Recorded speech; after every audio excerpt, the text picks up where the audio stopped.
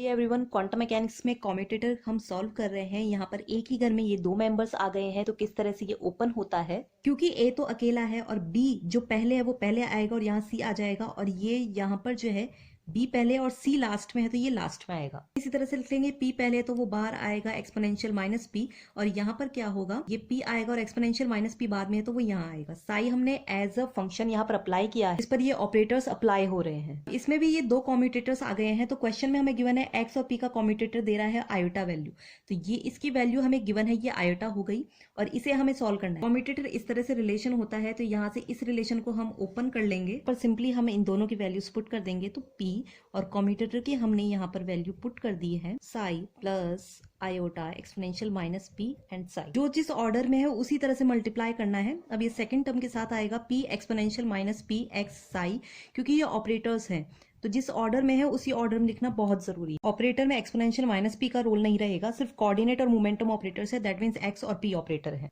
Starting की दोनों terms में साई के पास सबसे नजदीकी ऑपरेटर एक्स है, तो यही सबसे पहले अप्लाई होगा, जिसकी वैल्यू दी जाती है आयोटा एच का डेल बाई डेल पी से। पी ऑपरेटर होता है वो दिया जाता है माइनस आयोटा एच का डेल बाई डेल एक्स, तो ये ध्यान रखना है पी जब होगा तो डेरिवेशन में एक्स आएगा, और एक्स जब है तो डेरिवेशन में नीचे पी आएगा, और यहाँ ये पॉजिटिव होगा एक्स तो, और पी जो है वो नेगेटिव होगा। एच कट यूनिट्स हमें गिवन है क्वेश्चन में जो कि 1 है, तो एच कट की वैल्यू 1 हो जाएगी। फर्स्ट टर्म से डेरिवेशन दोनों टर्म्स पे अप्लाई होगा तो दो टर्म्स बनेंगी। Let we see that. तो सबसे पहले तो एक्सपोनेंशियल माइनस पी को रखा तो del psi upon del P, plus second term क्या होगी, साई को कांस्टेंट रखा और डेल ई की power minus P upon del P, right. Simply कुछ नहीं किया, आयोटा पी को दोनों से अंदर मल्टीप्लाई किया। एक्सपोनेंशियल का डेरिवेटिव कैसे होता है, एक्सपोनेंशियल खुद तो वैसा का वैसा रहता है और पी के रेस्पेक्ट में हो रहा है तो पावर का होगा -1। यहाँ पर देखिए क्या बेनिफिट हुआ, फर्स्ट और थर्ड टर्म सेम है और माइनस का साइन है, दैट मीन्स ये टर्म और ये टर्म जो है आपस में कैंसिल हो रही है। यहाँ पर हमारे पास लास्ट में दो टर्म्स बचे, जिसमें कॉमन लेना था वो कॉमन ले लिया। साई को लेने से ये फायदा हुआ कि ऑपरेटर्स किस ऑर्डर में अप्लाई हो रहे हैं वो हमें साई से इजी हो गया। इस कॉम्यूटेटर को साई पर अप्लाई करके इस तरह से ये रिलेशन निकाला है। अब साई को हम हटा सकते हैं, तो साई को हमने यहाँ पर हटा दिया जो कन्वीनियंस के लिए यूज किया था। तो आप देखिए कौन सा ऑप्शन यहाँ पे हमारे पास सही बैठ रहा है,